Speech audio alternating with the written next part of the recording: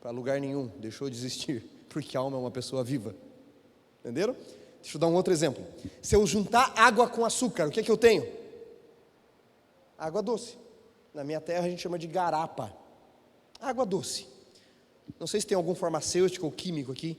Se por um processo químico, e eles fazem isso facilmente, eu separar a água do açúcar de novo,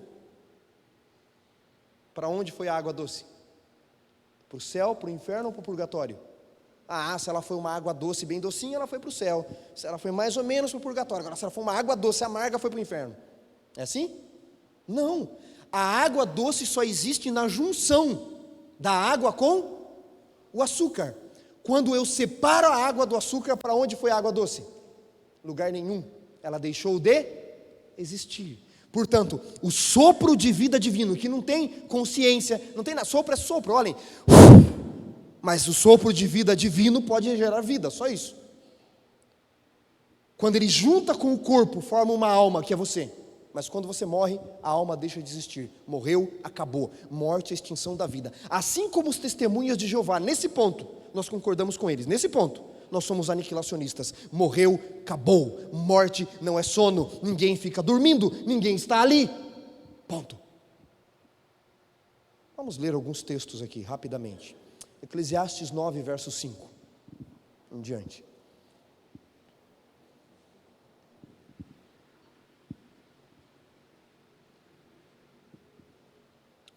Eclesiastes 9, verso 5. Diz Salomão: os vivos sabem que hão de morrer, mas o que os mortos sabem? Coisa nenhuma, diz o texto. Nem tampouco têm eles conhecimento em coisa alguma que acontece debaixo do céu. Amor, ódio, inveja, tudo para eles pereceu, para sempre não tem parte em coisa alguma que acontece aqui. Acabou, morreu, acabou.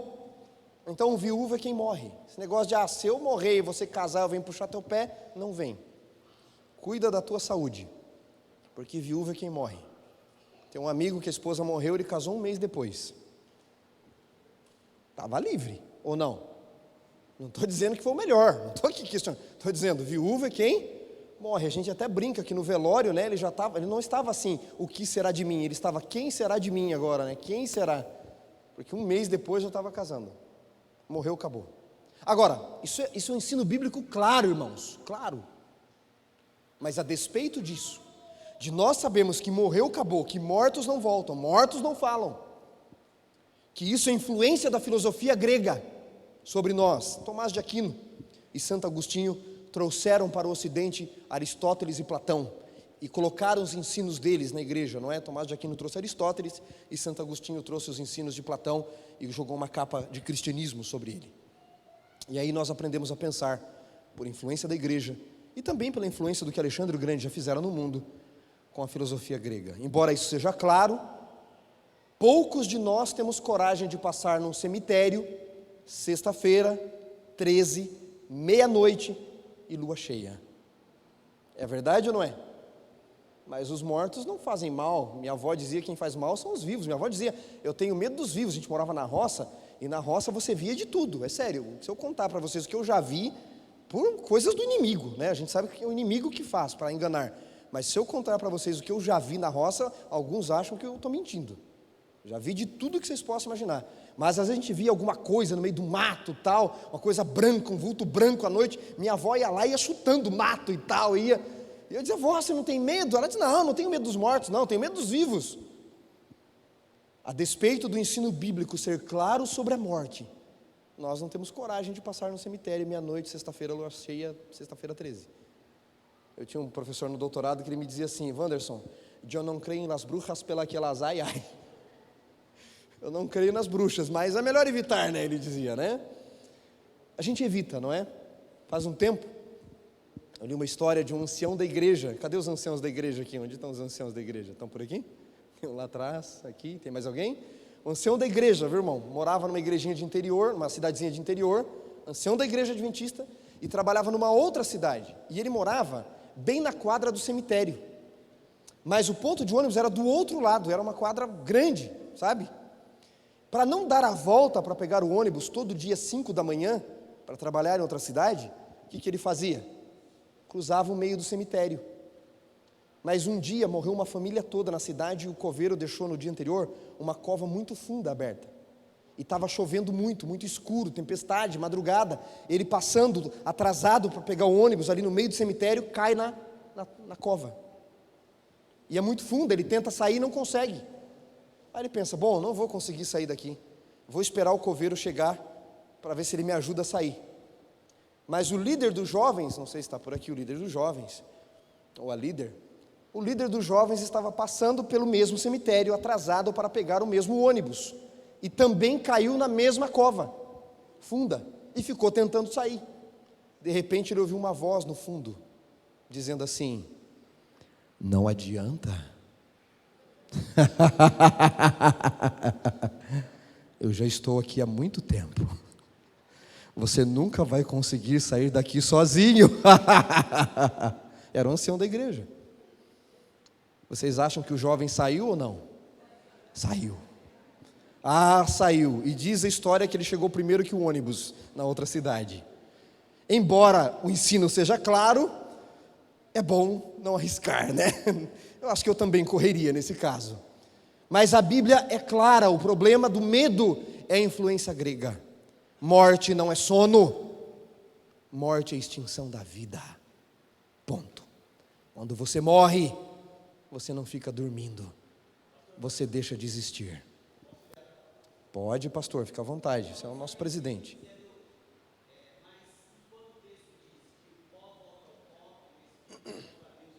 Essa é uma linguagem figurada de Eclesiastes 12, verso 7. O corpo volta ao pó e o fôlego de vida volta para Deus. Para onde volta?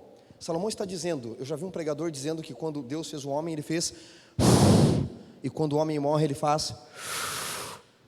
Quantas pessoas morrem por minuto no mundo? Vocês têm noção? Milhares. Será que Deus fica toda hora? Não, voltou, olha, você deu o último suspiro. Voltou para a natureza. Acabou, se diluiu. Tudo não pertence a Deus? Voltou para Deus. Ponto. Ah, mas se Salomão está dizendo literalmente que volta para ele essa energia criadora, que não tem pensamento, que não é uma alma, eu entendi, acho que a pergunta da pessoa nesse sentido, pode ser que volte realmente, aquela energia que Deus doou volte para ele. Eu acredito que volta de alguma forma, ou pela natureza, porque acabou o último fôlego de vida, ou porque essa energia criadora de vida voltou para ele. O fato é que não é uma alma, é uma energia criadora de vida, não tem consciência. Isso é claro no texto bíblico, ok? Mas vocês têm uma outra pergunta na mente de vocês, não tem? E eu acho que é o que ela vai fazer. E olha que eu não sou profeta nem filho de profeta, irmã, mas pode fazer, eu já sei qual é. Eu estava esperando essa pergunta. Como é o nome da irmã? Anitta? Irmã Anitta, obrigado por sua pergunta, eu estava esperando alguém criar coragem de fazer essa pergunta. Obrigado. Era essa que eu estava esperando, pastor, eu achei que seria essa, mas essa foi muito boa também. Muito bem, ficou claro que morte é extinção da vida? Ficou claro que nós não temos alma, nós somos uma alma? Ficou claro isso aqui pela Bíblia? Sim ou não? Sim. Se isso ficou claro, morreu, acabou, os mortos não louvam, os mortos não sabem nada, ponto. Ok? Tem gente que diz, mas não é legal a ideia de que morre e vai para o céu? Mas Paulo não diz que Deus voltará para buscar os que morreram nele? Eu não acabei de ler com vocês, em Tessalonicenses, que ao ressoar a trombeta de Deus, os mortos em Cristo ressuscitarão e serão arrebatados e nós iremos com eles, depois deles, mas para encontrar o Senhor nos ares. Imagina, você morre e vai para o céu, pastor Dil. Aí você está lá, feliz, muito alegre, né? Com asinha, quem sabe, tal, pula numa nuvem, pula na outra. Aí Jesus fala, ei Dil, tá legal aqui? Tá legal. Ó, só que tem um detalhe. Paulo falou que eu tenho que buscar os que morreram em mim. Como você morreu em mim, você vai ter que descer para que eu possa te buscar. Aí você diz, mas Senhor, eu já estou aqui. Então, mas você tem que descer para eu te buscar, para a Bíblia não se contradizer. Se ele vem buscar os que morreram nele, por que eles já estão lá e tem que vir buscar? Faz sentido isso? Outra coisa, se você morre e está lá, como eu vi no velório outro dia, a fulana está lá olhando por nós. Você morre, mulher, deixa aí um seguro de vida de 30 milhões para o teu marido. Aí ele casa com uma que tem a metade da sua idade. E você está olhando lá. É céu. É céu? Não, já virou um inferno. Você já disse, devia ter deixado na rua da amargura esse miserável. Se era para gastar com outra. Vai falar que você não pensa assim. E aí essa que casa começa a maltratar seus filhos. O céu é céu? Aí ela tem filhos com o seu marido. E faz a cabeça dele e dá um jeito de botar seus filhos no internato, que você vai tirando aos poucos, né? A liberdade e o direito das pessoas, não é de uma vez. E de lá vai mandando para outro lugar e daqui a pouco ela dá um golpe e deixa os seus filhos sem nada, para tudo ficar com os filhos dela. O céu é céu? Aí você viria puxar o pé à noite, não viria? Que céu é esse? Morte e extinção da vida. Mas aí resta a pergunta da irmã Anita. Cadê a irmã Anita? Excelente pergunta. Pastor, se morte não é sono, abra sua Bíblia em João 11, verso 11. João 11, verso 11.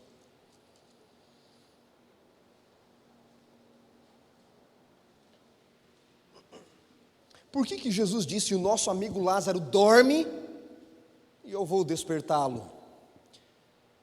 E também Marcos 5,39, na ressurreição da filha de Jairo, aonde Jesus diz, por que estáis em alvoroço e chorais? A menina não está morta, ela dorme. Marcos 5,39. Vamos explicar. Eu vou explicar isso melhor à tarde, inclusive. Não isso eu vou explicar agora, mas o princípio de interpretação. Irmãos, nós precisamos escolher aqui. Ou eu não tenho alma e morreu, acabou, como diz Eclesiastes, ou minha alma está dormindo na sepultura, porque alguém tem que estar dormindo na sepultura. Quem é? E tem gente que defende isso, dizendo, se eu não estiver na sepultura dormindo, como que eu vou me levantar da sepultura quando Jesus voltar? Irmãos, isso é linguagem figurada. Quem explodiu no avião e morreu salvo em Cristo, vai ressuscitar da onde? Da roupinha que enterraram no caixão dele lá? Do livro, do ursinho de pelúcia, sei lá, que enterraram junto? Grande conflito, pelo menos na minha versão, página 494, Ellen White diz, não há nada na natureza divina que diga que Deus precisa dos mesmos elementos de matéria para nos recriar. Eu não sou o único que estou defendendo isso daqui. Há teólogos e teólogos que defendem isso, mas às vezes não chega na igreja. Dr. Wilson Paroski, por exemplo, escreveu um artigo há uns 4, 5 anos, eu traduzi o artigo dele, porque foi escrito em inglês, um artigo sobre a morte como sono, dizendo morte não é sono. Isso não é ideia minha, outros já pensaram. E Ellen White nos diz que ressurreição não é despertamento, ressurreição é recriação, entenderam? Então eu preciso interpretar a Bíblia de forma correta. Ficou claro que nós não temos alma, nós somos alma, certo? Ficou claro que os mortos não sabem nada. Se eu não tenho alma, quem está dormindo ali? Então a linguagem tem que ser figurada. Mas eu vou explicar melhor, irmã Anita. Existe algo na Bíblia que nós chamamos de linguagens interpretativas. A Bíblia é uma coleção de livros, não? Uma biblioteca. Aliás, biblos em grego é biblioteca. 66 livros. E tem todo tipo de linguagem aqui, como nós temos no dia a dia. Quem gosta de cozinhar aqui? Como é que você escreve uma receita? Você escreve assim, ó, receita de bolo de cenoura. 6 cenouras, meia dúzia de ovos, 1 copo de leite, 3 de açúcar, não sei, porque eu não cozinho, né? Meu bolo vai sair uma desgrama aí, mas é assim que você escreve. Agora, como você escreve carta de amor? Do mesmo jeito? Você escreve assim, te amo com 1 quilo de paixão, 2 pitadas de respeito, 3 de amor, é assim? Não, linguagem de amor é diferente. Você diz assim, olha, de todo o meu amor serei atento, e ainda tanto, e mesmo em face o maior encanto, que dele se ocupe mais meu pensamento, hei de viver em cada vão momento, e rir meu riso e chorar meu pranto, não é assim? É linguagem de amor. A Bíblia tem vários tipos de linguagem. Você tem relatos, narrativas, você tem história, você tem poesia, linguagem apocalíptica. A linguagem apocalíptica são 3 diferentes. Você tem profecias de curto prazo, profecias clássicas, profecias apocalípticas, profecias de longo alcance, tem várias. Você tem na Bíblia poesia, que são salmos, e poesias de amor. Onde está poesias de amor na Bíblia? Cantares. Mas mesmo essas poesias de amor, elas não estão dentro de um contexto. Você pega Cantares, por exemplo, né? Salomão diz lá para a Sulamita, ele diz assim, olha, você é tão linda, minha querida, que você parece uma égua. Ele fala lá, está na Bíblia, o que eu estou citando está na Bíblia. Mas ele diz, mas pera lá, não se ache, calma, Não é qualquer égua, você vai se achar mais agora. É a égua de Faraó. Não sei se você imagina um jovem chegar para a jovem da igreja e falar assim: ó, você é linda igual uma égua, mas é a de Faraó. Resolveu alguma coisa? Mas naquela época fazia sentido? A égua de Faraó era o mais valioso do mundo, né? Fazia sentido para aquela época. Ele diz para ela assim: os seus cabelos parecem de cabras, as cabras que descem as montanhas de Gileade. E ela, não é tanto, é um pouco de cabrita só, mas você percebe? Contexto da época. A Bíblia tem linguagens que eu preciso me valer das linguagens. Tem ou não tem? Existe uma linguagem na Bíblia que nós chamamos de linguagem fenomenológica. Repitam comigo: linguagem fenomenológica. O que é esse palavrão aí, pastor? A teologia ela complica, né? Linguagem fenomenológica é a descrição do evento como eu vejo, mas não como ele é. Só isso. Linguagem fenomenológica é a descrição do evento como eu vejo, mas não como ele é. Explica melhor. Josué capítulo 10, 12 ao 14. Josué está fazendo uma guerra contra alguns reis, eles fogem, e Josué vê que vai escurecer e não vai poder achá-los, e ele diz: tu sol detenha-se no vale de Aijalon, e tu lua no vale de Zebulon, verso 12, né? E ele diz: e o sol parou. Olhem para mim aqui. O sol parou? O sol parou?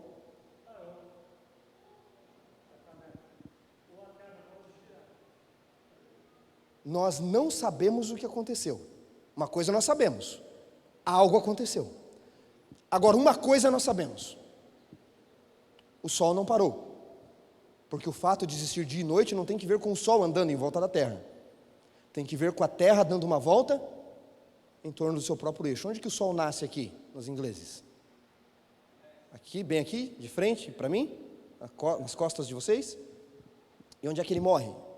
Ele nasce no Oriente e morre no Ocidente. Nasce no Leste e morre no Oeste. Portanto, ele morre aqui. Não parece que o sol anda? Mas quem é que está girando, na verdade? É a Terra. Isso é linguagem fenomenológica. Então o que aconteceu, pastor? Eu não sei. Se eu soubesse, não seria milagre. Uma coisa eu sei, pelo conhecimento de hoje, do século 21. Depois de Newton, de Galileu Galilei, de Copérnico, eu sei que o sol não parou. Porque é a Terra que gira em torno do Sol, que é o movimento de translação para o ano, e no mesmo tempo que ela vai girando em torno do Sol, ela vai girando em torno do seu próprio eixo, que é dia ou noite. Josué sabia disso? Sabia? Não, então ele descreveu como ele viu. Não parece que o sol parou? Ele disse: o sol parou. Ele estava errado? Não, isso é linguagem fenomenológica. E não critique o profeta, porque você faz a mesma coisa hoje. Vou dar um exemplo aqui para vocês. As esposas aí, as mulheres casadas, quem são? Você acorda de manhã, precisa se arrumar para vir para a igreja, né? Você não vai vir de qualquer jeito. Você diz assim: querido, benê, dá uma olhada aí se o sol está quente ou está frio hoje, para ver que roupa eu ponho. Hoje tem aplicativo, né? Mas antes o benê abria a janela e fazia assim, ó. Estava lá medindo a temperatura, né? Especialista. Não, hoje o sol está quente. Põe uma roupa mais leve. Hoje o sol está frio. Senhores, o sol está mais quente hoje do que ontem? Quem diminuiu a temperatura dele? Quem aumentou? Isso é linguagem fenomenológica. Você pode dizer assim: querida, nuvens espessas estão rebatendo os raios solares, de maneira que eles não podem aquecer o solo do planeta Terra. Perdeu o culto até explicar. Você diz: o sol está quente. Não tem dia que você fala assim: o sol hoje, meu Deus, hoje o sol está quente. Não, ele está com a mesma temperatura de ontem. A mesma. Tem várias explicações, menos que ele está quente ou está frio. Você diz assim: o sol está nascendo, certo? E o sol está morrendo. Quem deu a luz ao sol ou quem assassinou o sol? Linguagem fenomenológica. Você vê um pedaço de satélite caindo, ou um meteorito, você diz: olha, eu vi uma estrela cadente. E alguém diz: faz um pedido, diz que alguém rouba seu pedido. Para um pedaço de metal que está caindo. Linguagem fenomenológica. Se você pode usar, ele não podia naquela época. Por isso que Mateus fala, capítulo 24, que haverá queda das estrelas. Senhores, uma estrela vai cair na terra? Não, sejam sinceros. Vai haver queda de estrelas? Óbvio que não. Porque se uma estrela cair na terra, Jesus não precisa voltar. Acabou. O Sol, que é uma estrela anã, de quinta grandeza, é milhares de vezes maior que a Terra, nem cabe para cair aqui. São meteoritos. Linguagem, ele descreveu como ele viu. Hoje à tarde, se você vier, eu vou falar sobre interpretações da Bíblia. Linguagem fenomenológica, eu preciso acabar. É a descrição do evento como eu vejo, mas não como ele é. Isso aqui ficou claro também? Vamos devagar, tá? Vamos devagar. Quando Jesus estava indo ressuscitar Lázaro e a filha de Jairo, Jesus descreveu o estado do homem na morte, ou ele se valeu de linguagem fenomenológica? Ele está discutindo o estado do homem na morte? Em nenhum momento, faça a exegese dos 2 capítulos. Em nenhum momento. Ele está indo fazer uma única coisa. Ele não está lá para ficar no túmulo de Lázaro, discutindo se Lázaro está no céu, no inferno ou no purgatório. Se ele tem alma ou se não tinha alma. Para onde foi a alma? Ele está indo para fazer uma coisa, o quê? Ressuscitar. Portanto, exegeticamente, a discussão não é o estado do homem na morte, é a ressurreição. Tranquilos até aqui? Exegeticamente, a discussão do contexto é ressurreição, não qual é o estado deles. E na certeza da ressurreição em Cristo, assim como alguém que dorme sabe que vai acordar, quem morre crendo em mim vai ressuscitar. Porque você olha, não parece que está dormindo? Parece ou não parece? Mas não está. Não está. Então é a descrição do evento como eu vejo, mas não como ele é. Vou dar mais um exemplo para vocês. O sono está relacionado na Bíblia a diversas coisas, não só a morte. Dá um pulinho em Provérbios capítulo 6, verso 6. Provérbios 6, verso 6. Ou 4 ou 6, deixa eu conferir. Mas vai achando aí, Provérbios 6. Provérbios capítulo 6. É verso 6 em diante. Olha o que diz Salomão ali. Vai ter com a formiga, ó preguiçoso, e aprende.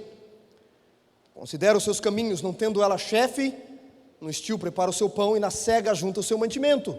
Até quando, ó preguiçoso, ficarás deitado? Quando te levantarás do teu sono?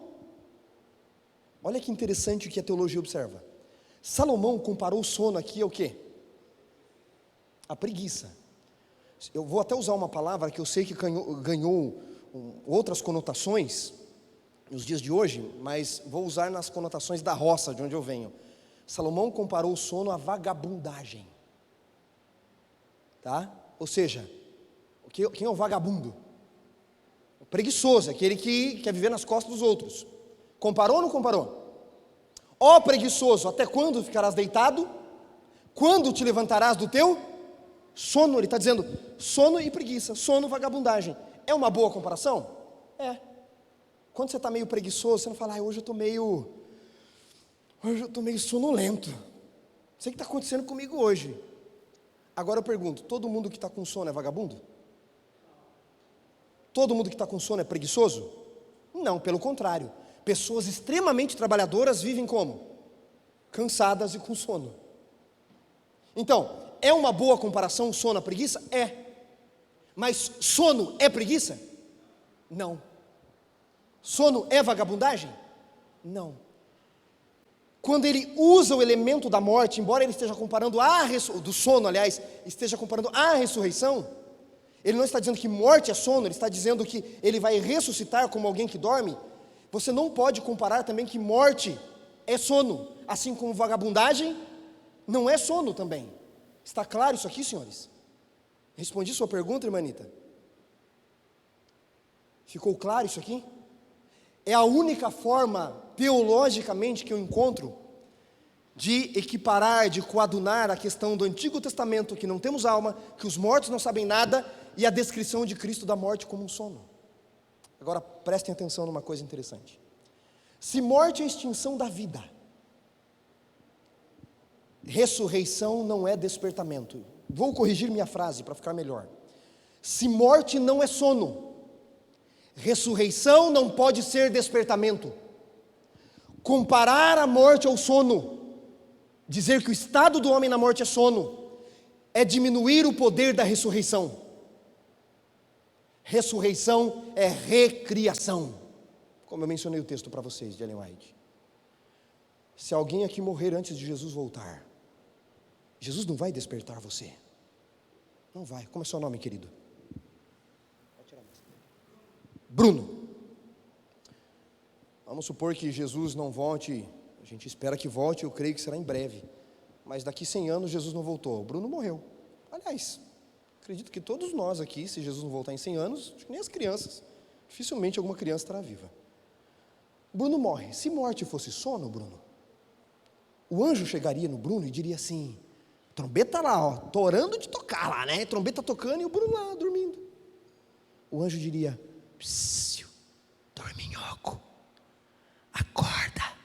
E o Bruno, o que está acontecendo? Jesus está voltando. Não, ressurreição não é despertamento, porque o Bruno não estava dormindo. Ressurreição é recriação pelo poder dele. Amém? Se o Bruno explodir num avião, Deus não precisa do seu corpo dormindo em algum lugar. Deus vai recriar você com base na memória que Ele tem de você, e vai se cumprir o que diz o profeta, ainda que uma mãe se esqueça do seu filho que ainda mama, eu jamais me esquecerei de você, Bruno, jamais, porque você é precioso para mim. Fernando Pessoa, no seu heterônimo de Alberto Caeiro, ele escreveu um poema, Quando Vier a Primavera, conhecem? Quando vier a primavera, se morto eu estiver, as flores florirão da mesma maneira, porque o universo não precisa de mim. Gosto de pensar assim, e assim seria ainda que eu não pensasse. Quando vier a primavera, se morto eu estiver, podem rezar sobre o meu caixão se quiserem, falar em hebraico, grego ou latim, podem dançar e cantar em roda dele, não me importo, já não tenho preferências para quando não tiver preferências, entenderam? Eu digo às minhas irmãs, se eu morrer amanhã, vocês podem me cremar, jogar num rio, enterrar, deixar numa vala, eu não existo mais. O Wanderson não vai existir mais. E se eu morrer, tudo se fará novo. Essa velha carcaça, Deus não precisará dela. Ressurreição não é despertamento. Ressurreição é recriação. Porque morte não é sono. É a extinção da vida. Irmãos, nós sempre acreditamos nisso. Eu não estou reinventando a roda. Depois eu passo para o pastor Gil o artigo que eu traduzi. Ou se alguém quiser ler no original também, não tem problema. E vocês vão ver uma análise desde Ellen White, como essa influência grega adentrou a igreja adventista, e usamos uma linguagem até nos estudos bíblicos equivocada. E você consulta na internet o que os adventistas pensam sobre a morte. Se não for os nossos sites, vão dizer que nós somos do estado intermediário, que nós acreditamos em alma e que a alma da pessoa está ali, quando nós nem acreditamos nisso. Agora, para encerrar, porque eu tenho 1 minuto. No ano de 2011, eu tinha acabado de terminar meu primeiro ano de ministério. O pastor do distrito, que eu era auxiliar, foi viajar, e a secretária da igreja, irmã Ivone, que estava lutando contra um câncer. Os médicos disseram à família, ela não passa dessa noite. Ela não passa dessa noite, está com muita dor, nós vamos sedá-la meia-noite, e é possível que ela não suporte até amanhã. E aí eles me chamaram, pastor do distrito me ligou, Wanderson, você tem que visitá-la, Hospital das Clínicas São Paulo. Pastor Gil, eu nunca tinha visitado alguém que os médicos disseram, você vai morrer em horas. E a gente aprende na faculdade de teologia, estuda sobre visitação, mas você não está preparado para isso. Eu, menino, não sabia. E eu fui meio que decorando o que eu iria falar, como eu iria agir. Primeira vez que eu entrei no UTI, quando eu entrei, a enfermeira me apontou o leito da irmã Ivone, leito 4, se não me falha. A cama estava um pouco inclinada, ela com aquela máscara para ajudar na respiração, soro, remédios, vários aplicados ali para minimizar a dor e etc. Quando ela me viu chegando, perto já da cama dela, ela estendeu a mão assim e tirou a máscara. E bem baixinho, com as forças se esvaindo, ela segurou na minha mão com uma força que eu não sei de onde ela tirou. E ela se ergueu um pouquinho assim, ao segurar na minha mão, o corpo. E disse assim, pastor, bem fraquinho, pastor, homem de Deus,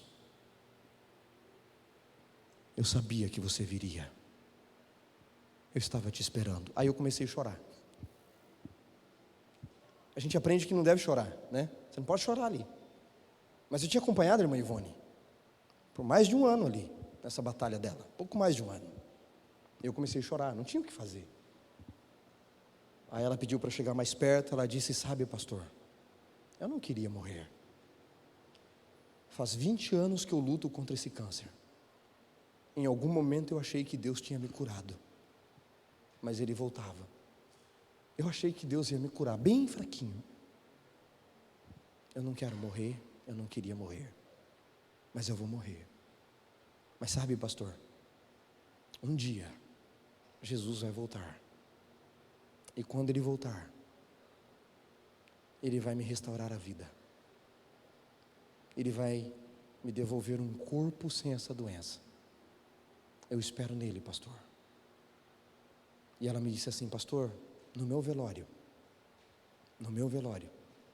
eu quero que você diga à minha família que eu morri salvo em Cristo. E que na manhã da ressurreição eu vou esperar por eles. Você vai dizer isso a eles, homem de Deus? Você promete que vai dizer isso a eles no meu velório?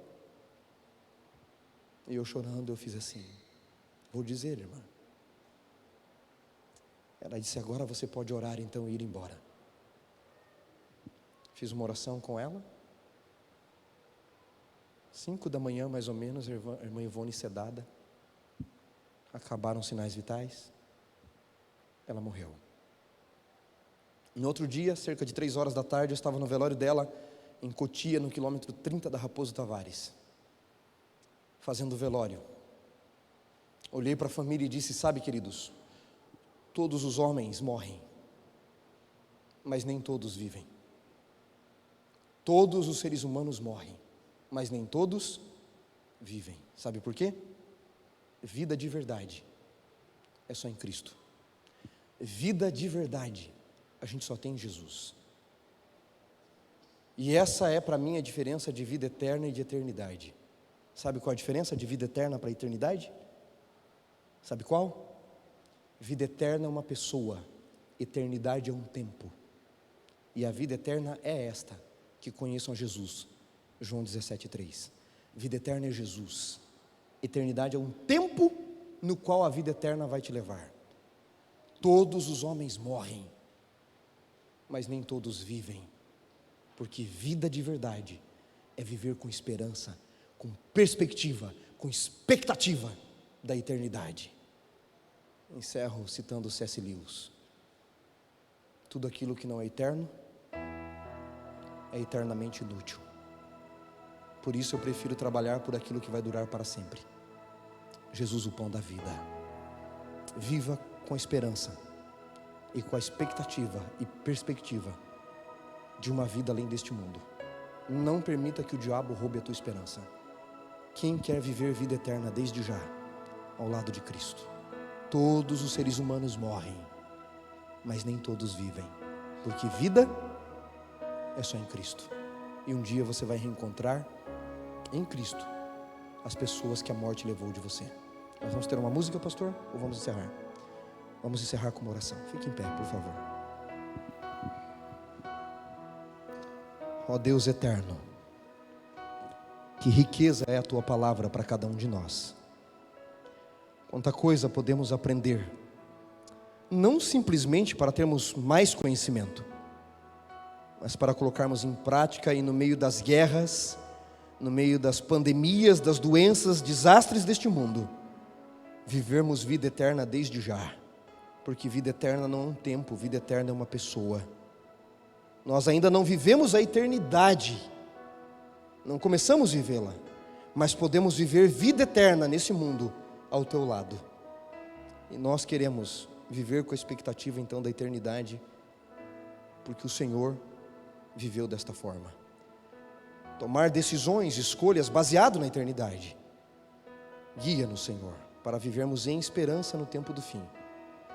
Não permita que as guerras, as calamidades deste mundo tirem a nossa esperança de que muito, muito em breve o Senhor voltará nas nuvens dos céus. E que o Senhor, ao voltar, nos encontre preparados Oramos em nome de Cristo. Amém.